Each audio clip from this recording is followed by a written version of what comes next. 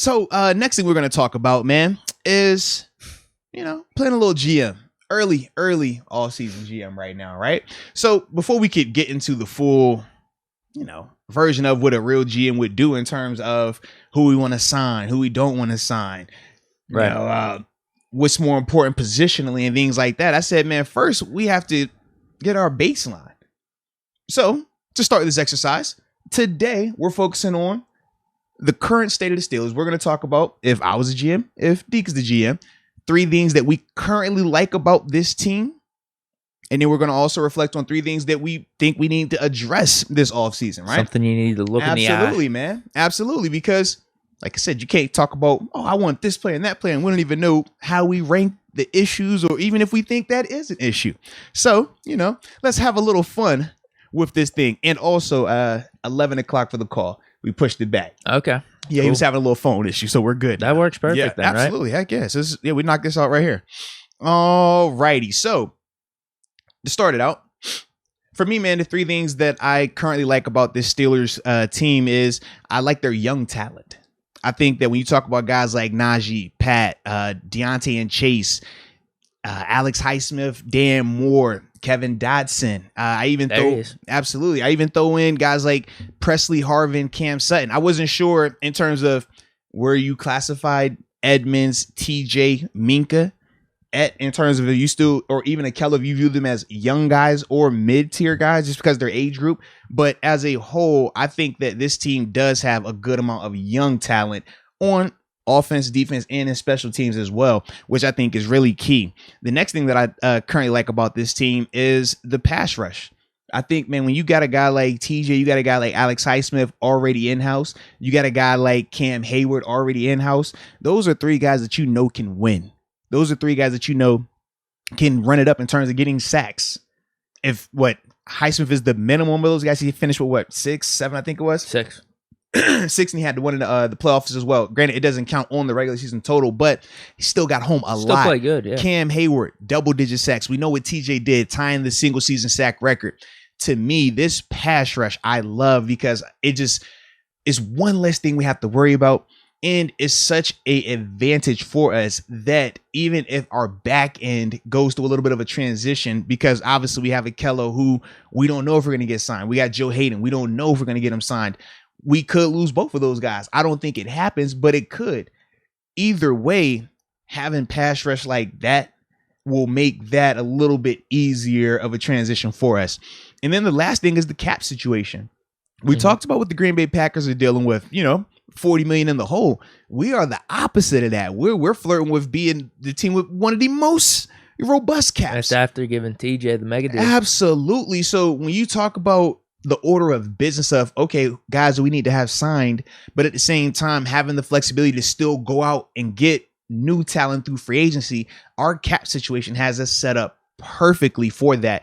And when I think of what we were able to do a year ago, now granted, we didn't love all of the moves, but the moves that they did make, we did like a lot. Trey Turner, we like that move a lot, and I forgot who's the other guy we brought in. Oh my, damn, drawing a blank on him.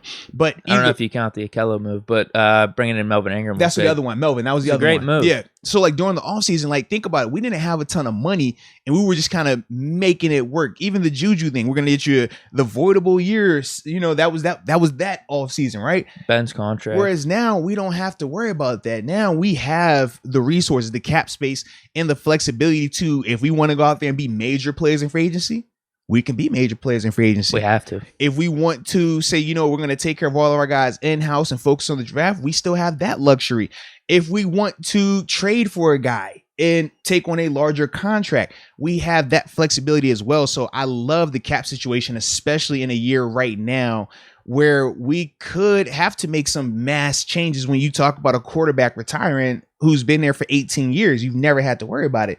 Now we're going to see, but at least we have the cap flexibility to do those type of things. And before I meant to also say this in the chat, let us know too, the 3 things that you guys currently like about the Steelers. 3 things you currently like about this Steelers team. Okay. I like when you type too, bro. You type like a little hacker, bro. All right. Well, I put that question out there to the chat. Mm-hmm. So my 3 things, Kind of similar. Actually, I got some differences though. Okay. Not in a bad way. It. Let me hear GM Deke. So first one, I agree with you on the edge rushers. I have TJ Watt and Highsmith combined last year for 28.5 sacks. How about that? It's filthy, bro. 22.5 of them came from TJ. It doesn't matter. 28.5 sacks is filthy, bro. So Highsmith had 6. But I actually thought... But we're not going to bulk it. 6 is still, bro. 4, like, that's good. That's something. And actually, I think he left probably 2 or 3 sacks out there. But at the same time, he helped a lot in the running game, too. Had a ton of tackles for loss. Was getting pressures. We saw the impact he had in the wild card game. So Highsmith is on the right trajectory right now. Hopefully he can get double digits next year. And TJ Watt, I mean, he's going to be deep. There's no question about it. He's in the prime of his career. So that's something that we could hang our hat on going into next season for sure. I don't think that's something we need to address outside of maybe drafting a guy late to have as our third edge rusher. Yeah. You know, some talented guy. Well, we had him in Quincy Roche and we let him go. Yeah. We had him. Well, we had Melvin Ingram first. That's true too. Then it was Quincy, but it was never Quincy. We'd still be in this spot though, even if we kept Ingram, because I'm assuming he'd go somewhere else. Well, we would have never known how the season would have played out. That's all I'm saying. And the same with Quincy. We would have never known how he would have developed, because it wasn't going to be that he was going to beat out one of those 3 guys. That's kind of how I looked at it, man. I would have liked to think he would have beat out Tuska, right? Throughout the season. One of the 3 guys.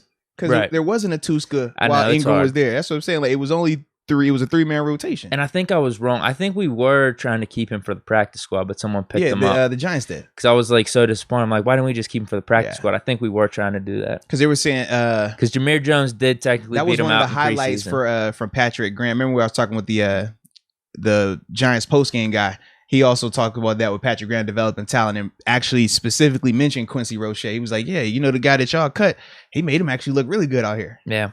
My next one is just a single player. I'm going to say Minkah Fitzpatrick. Okay. Now, I don't know if last year was his best season so far, but I do think it was really important in terms of his growth, because we questioned his physicality a lot after those first 2 seasons, specifically 2020, because he was missing some tackles early on, and we didn't really see a lot of what he was doing in 2021 in 2022 in terms of being physical, making really clutch tackles in the second level first. Like, he was saving some of these runs from going to the house, like tackling them at like the 5-yard line, the 10-yard line, 15-yard line.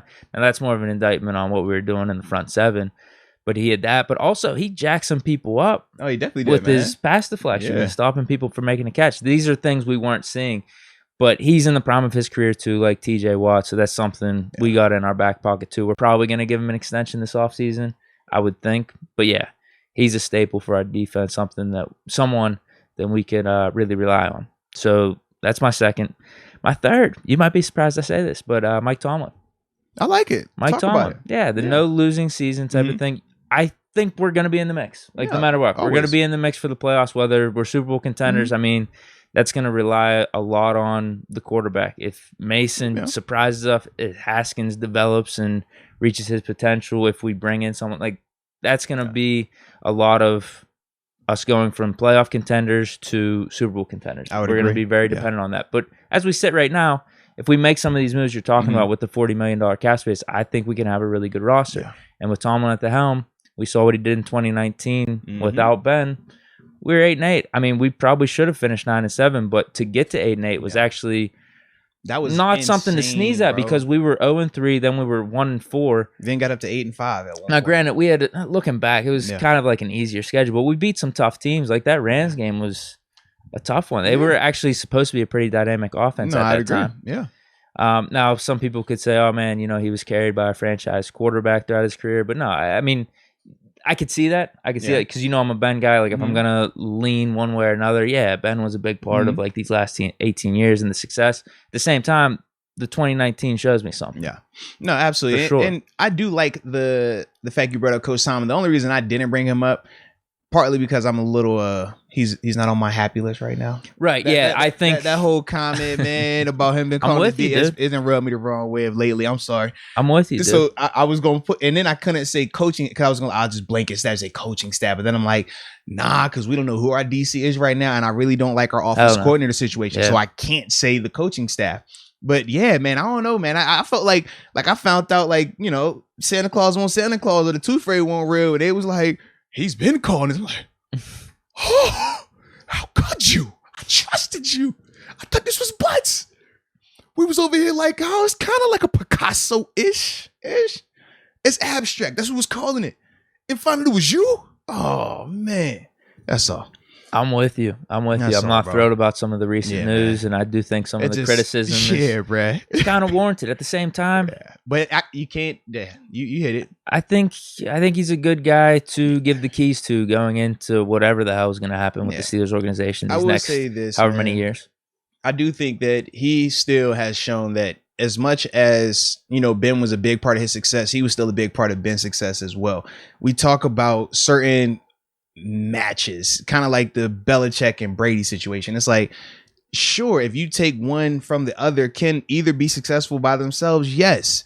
Can both win by themselves? Yes. But when you put them together, it can get special. And I do think at times it was special when you're talking about that relationship for that long as well. Because once again, both of them guys were married for that. Like, that's crazy to me, man. Should have won more. They should have, man. Should have had at least a third or a fourth. At the same time, I don't walk away from that relationship feeling like I was let down. Like, when I think of McCarthy and Rodgers, I can see people might be feeling like, yo, man, they left some out there on the table, man. They should have went back to at least one more, at least, did something. Whereas like with Tomlin and Ben, I'm like, yo, could it have been more? Sure. But at the same time, I still feel like I got enough from it. Like, where I feel like, yo, this was still a top marriage right here. So yeah, but I like that. So too many other outside factors in terms of personnel. And I don't know how much Tomlin had influence on that, but obviously Colbert is the GM. Personnel, specifically on defense during like the Killer Bee era, and also some of the injuries we've talked about. All right, so what I'll do is I'm going to read through some of these regular chats in terms of, the three things that people like about this current state of the Pittsburgh Steelers. So starting out with Yun Rico. He says TJ Watt, Minka Fitzpatrick, and Cam Hayward. Malachi Espitia says he likes the outside linebackers, the wide receivers, and the D-line. I got a good one here. Go for it. Yeah. This is from Young Rico. It says young offensive weapon, so he's with you on that.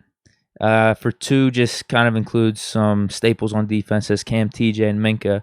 But then third, he says Danny Smith and Boz. No, I like him. Yeah. Boz is a good one. Absolutely. That's not a position we got to worry about. Yeah. And I think we've seen continuing now that Danny Smith knows what he's doing outside of contrary belief, so I do like that, baby. All right. Rianne Farber. Rianne says the rookies, turns to Najee, Pat, Loudon. Pat's a good one. Pat and Najee would be good ones to include. Also includes TJ and Cam as leaders on the defense. She likes that. And then the last thing she says is the Wizard of Boz. I like that, man. Absolutely.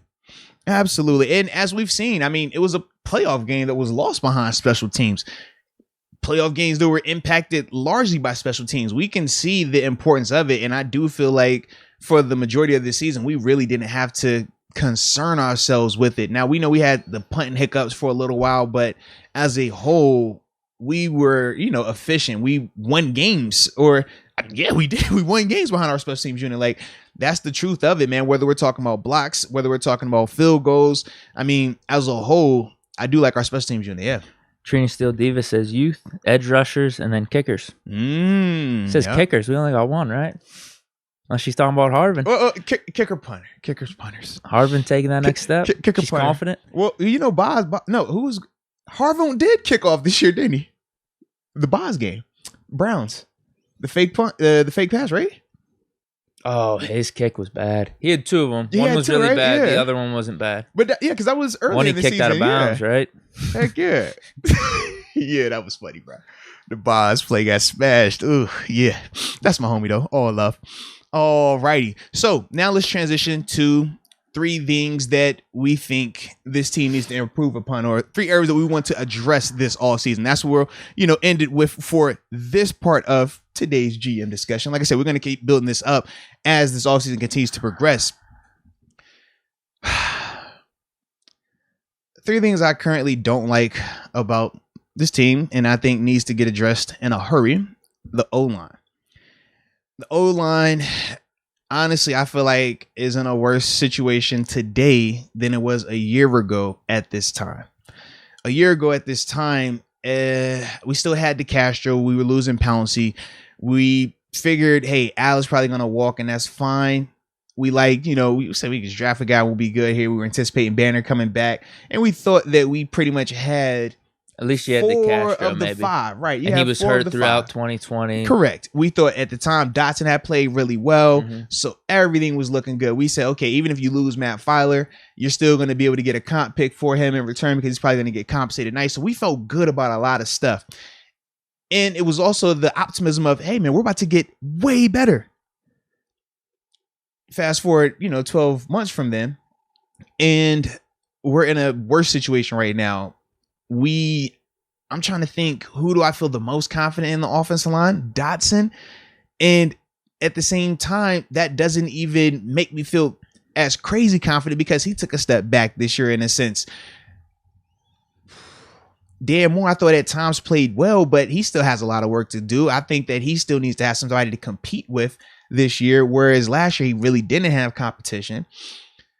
Yeah, throughout the season. That's what I'm saying. Yeah. And then center, right guard, right tackle.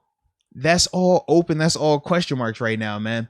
So that part for me, man, I really don't like about our offensive line. I do think we have good depth still. When you talk about your J.C. Hassenauer, your B.J. Finneys, your Joe Higgs, I like those type of players because they even some of those dudes are on 1 year. Correct. Right? We got to bring them back. Yes, but they're low risk. They're easy to bring back guys. So for me, I like the depth because I do think that those guys can spot start. I do think those guys can get you out of stadiums if somebody goes down. I just don't like them for 17 games as a starter. But if we already have the depth part, now we got to focus on the actual starter guys. And that's the part for me where I'm just like, I don't like that current situation for us. Second thing that I don't like is our inside linebacker situation. Who are our best guys? I don't know. Who are the guys that I want to start next year? I don't know. Because for as much as I can talk myself into Devin Bush, I have a lot of reasons why I could talk myself out of it. With Robert Spillane, as much as I could talk myself into it, we know he is very clear cut of what he does well and what he struggles with. Joe Schobert, is he even on the team next year? You know what I mean? Like, those are some of the things because we know his cap situation, the way his contract is set up, it makes for an easy out. Oh, yeah. We should definitely cut him. Yeah. We bring him back at a cheaper rate, maybe. So those are some of the things that I think of. Then after that, we're talking Marcus Allen and Ulysses Gilbert III. None of that makes me feel confident about our inside linebacker situation looking drastically different next year if we go with this same exact unit. If we don't bring in higher end talent, if we don't bring in somebody to push and challenge Devin, somebody that can either play alongside of him that can do the things that he can't do. Because right now we don't have the opposite for Devin. We don't have the elite cover guy. We got a guy that can play the run really good next to you. And then we have Joe who, he's kind of good at a lot of things, but he's varsity at a lot of things, but not like exceptional or really good at any one thing right now based on what we saw this season. Beforehand it was different, but this season that's what it looked like, and that's who he is right now. So that's why for me, I don't like our inside linebacker situation. And then the last one is the obvious one, the quarterback situation. You go from having a Hall of Fame quarterback, you go from having this situation locked there for 18 years, and now this is the first go around. Now, not saying that we can't address 20 combinations. Yeah, it's like not saying that we can't get it done, but it's like, what does that look like? Is it the outlandish, you get your Aaron Rodgers, your Russell Wilson, your Deshaun Watson? Is it, we go mid-tier, you go your Derek Carrs, you go your Jimmy G's? Or do we stay in-house? Is it the Mason? Is it the Haskins? Do we draft the guy? We get your boy Kenny Pickett, or we get your other boy Sam Harrell or Sam Howell? Because I'm noticing that's the guy for you right now. He's your new one. I like it. I like it. That's why I like it. Watch out for Carson Strong though. Yeah, in second round, I'm telling you. But he looks like he's got some upside. But are you feeling Malik? I haven't seen enough on him. Fair enough. You know what? And whenever I say I haven't seen enough on him, I think I literally watched a 5-minute Carson Strong highlight tape. So if you show me a Malik Willis highlight tape, I might be sold. Well, the thing with Sam, man, I get why people say the talent part with Sam. A year ago, he was electric. This year, he still had moments, but you could see, I thought at times he was trying to be an overachiever. He was trying to elevate the guys around him, and it did kind of get him in some bad spots. That's where I'm at initially with him. Oh, but you grinding the tapes right now. Yeah, that's now that it's getting real off season for me, my weekends are becoming more dedicated to just film. Nice. Yeah, once the Super Bowl hits, then I have a lot more time to, dive into these things throughout the week and stuff like that, man. But yeah, because I mean, this is what I love. This part of this the part of the game I love. Just grind the tape. Let's grind some tape. Let's talk about it. So definitely excited about that, man. But yeah, so those are my 3 things: the O-line, inside linebackers, and the quarterback situation. Ooh, all right. So I got 3 as well. I'm a little more specific. Also in the chat, y'all put the 3 things that you guys do not like about this current Steelers team as well. 3 things you currently don't like about the Steelers team. I have honorable mentions. I'll list them later, but I'll go with my 3. Now, I have O-line. I think that's an obvious one. You're right. You hit on all that. But I'm going to say specifically Kendrick Green. Fair enough. Like, what are we going to do here? Seriously, he was just beat out by J.C. Hassenauer in this season at center. Ben has already said he thinks he's a guard. But how much better do you think Kendrick Green is at guard versus, let's just say we leave it as it is without even bringing Trey Turner back, Correct. than Dotson or LeGlue? I'm with you. So he's going to be a backup. We spent a 3rd-round pick on a backup center and guard. You know how, bro, you know how hard that would be. Oh, man. It's not like we haven't done it before, though, because you could look back on Senquez Golston. We spent a 2nd-round pick on him. Like remember, Mike Adams. The difference with Senquez, he was Dree hurt. Archer, 3rd round. Senquez was hurt. I think Dree is definitely a good comp because Dree was a guy that even because that was my first year here, we were viewing him as a gadget guy because we had L. Bell and LeGarrette Blount. Those are going to be the 2 the main backs, and we said Dree was going to be our speed. It was supposed to be like our Anthony McFarland. Yeah, it was like go return kicks. We're trying to get AB off of special teams and put Dree out there, but for Dree, he just didn't want to get hit running 4-2. It's a difference. It is. He man. is really tiny. Yeah, bro. Like I remember, I watched like a highlight of him at Kent State, and he looked small. But then when we actually came and we're in Pittsburgh together and you see him in person, you're like, bro, you are tiny. He almost put me in the mind. I don't know if you remember this guy, Brandon Banks. He was a return man for the Washington Redskins and Detroit around that same time frame, 10 to 14, 15 times. But he was a small cat, but he actually ran 4-2. He'd play out there at that speed. He took some stuff to the house too, man.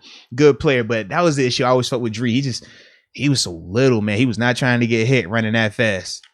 It needs to be addressed. I don't know how we address it because I looked at our track record with those guys. It's usually we give them 2 years before we cut them, both with Golston, Mike Adams, and Dree Archer. Like I said, with Adams and with Golston, they spent time on like IR, injured reserve, or being hurt. Green just wasn't playing good. So what do we do? I don't feel good about having him just be our backup next year. Yeah, because everybody says move him to guard, and I personally think he's too small to play guard. I think he's a very undersized player, and when you're undersized like that, and you're in a system where we're asking you to do power blocking stuff, that's a little bit of a mismatch. You know what I mean? Like he's built the zone block. He's a speed guy. He's undersized, but with undersized guys, you use them in position blocking and stuff like that. Now the big thing for him is he still has to understand pad low. He has to understand hand placement. Because it doesn't matter zone scheme or power scheme when D linemen are getting their hands on your chest and driving you 3 yards, 4 yards in the backfield. It doesn't matter what you're trying to accomplish. That can't work. It just can't. So those are some areas that he has to improve upon. But I do think part of it is a little bit of the scheme for him. When you're asking him to take on a guy head up and try to move him off the ball, that's not his game. For him, he's a speed guy. You see him pulling him around. You see him getting upfield sometimes when he's trying to make, he get his thing going. Like that's what he does, man. So for me, I look at him in that vein. It needs to be addressed. I don't know how you address it. And like you said, because it was just a year ago, you can't bring him back at center, right? Unless he makes massive improvements and we see him coming out in training camp being amazing. Do we see that happening though? Yeah, probably not. I think that's less likely than him just moving to guard and being decent at guard. But I mean, like I said, compared to the guards we have right now, and that's not even including us bringing Trey Turner back. Like he'll get lost in the shuffle. We spent a 3rd round pick on him, but I could see egos getting in the way. All right, we spent a 3rd rounder on him. Let's trot him out there at either center, at either guard, or whatever. My thing. I don't really like that. But would you be surprised if that was the case? And probably not. That's my issue. I wouldn't be surprised, man. I just feel like we know this is the approach that they like to take. We know this is the mindset in terms of how they like to operate in this capacity. Yeah. So that's number one for me. O-line, but then specifically Kendrick Green. Because, you could include Dan Moore at like left tackle, and then what are we doing at right tackle? Are we resigning Chooks? Are we trusting Banner at right tackle? It's like, who knows? Second one, Stephon Tuitt. It's huge because this is the difference between us either drafting a guy, like we talk about that Georgia dude, Jordan Davis, or even signing a free agent to shore up our defensive line versus not even addressing it at all, because that could be one of our actually strengths going into next season if Tuitt's back. Yeah. The combination of Tuitt, Alualu, and Cam Hayward. That changes a lot. We saw what they were doing in 2020, and it was something that we were missing out on a lot last year. I mean, it wasn't completely our defensive line's fault, but there's something to be said for us being, 32nd in the league in rush defense. Some of it was on our linebackers, but geez, our defensive line wasn't up to snuff either. So agree. Stephon Tuitt's situation is a big deal. It's really a big deal. Yeah. It's just been under the table though right now. But talk about address, looking something in the eye. Yeah. Well, maybe he's addressing it because you said he put the house on the market, right? Maybe that's not address. Like we need eye to eye. Maybe he's looking at them eye to eye and saying, "You know what, Deke? I'm out this. I'm out." You know what I mean? Maybe Ben's out. I'm out too. Maybe that's the vibe he's going with, bro. Hey. That needs to be addressed. So my third one, and I'll list my honorable mentions, but I agree with you on inside linebacker. It feels like we're in no man's land. We spent this high pick on Devin Bush. How much can we rely on him? Because we're at the point where it's just like, oh, wait, do we just cut him and move on and bring in like 2 fresh inside linebackers? Or do we give him the chance? Well, because I'm for giving him the chance. This will be the 4th year, so it won't have the 5th year cap hit just yet in terms of like that big balloon number. His fourth year is still gonna be under 100,000. I mean, under $1 million because he's still in his rookie deal. I mean, we already talked about structure. His signing bonus is what he got up front. Oh, is that his cap hit? Then? Yeah, is that what you're talking the about? Signing bonus is the cap hit, but in terms of his base salary this year, his base salary isn't gonna be anything crazy. But and that's why I was like, even if you cut him, it wouldn't change it because he's already received that signing bonus. So with that. So, you think we could have some bad dead cap ramifications? Yeah, because can I look it up? Yeah, because pull it up. Because he's still on his rookie deal. The way, like the base yearly salary for them is always going to be, the rookie scale, like we talked about, the 800,000 whatever going into year 4. But because his signing bonus, I think was it 10? It was either 10 or 15, like in that range. Okay, so dead cap hit's pretty bad actually. Yeah. $6 million. Right, because his deal was what, 4 years for 15? 18. Okay, 4 for 18. So and he got, what was the signing bonus though? 11 mil. Yeah, so there you go. So that 11 has already been paid. That's why his cap hit is so high, even though his base salary isn't high at all. That's why, because for the rookie contracts, is how they structure them and things like that. So it's no real benefit to release him because that money has already been paid to him, and it's only going to hurt your cap. And we're not going to have $6 million a year. That's got to be a top 15 guy that we're paying next year, right? Damn. That's why we're in no man's land right now. But that's why it's so frustrating with the and we have no one else this season. Yeah, because when you make a move like that for a player like that, that's why it has to hit. Otherwise, these are the ripples of where we're at 3 years removed, 4 years removed now. And we're like, bro, you could really have us in a bad spot with the way that you've been playing. Yeah. The injury doesn't help, but he hasn't been helping himself this past year for sure. People are questioning his effort, how much he wants to play.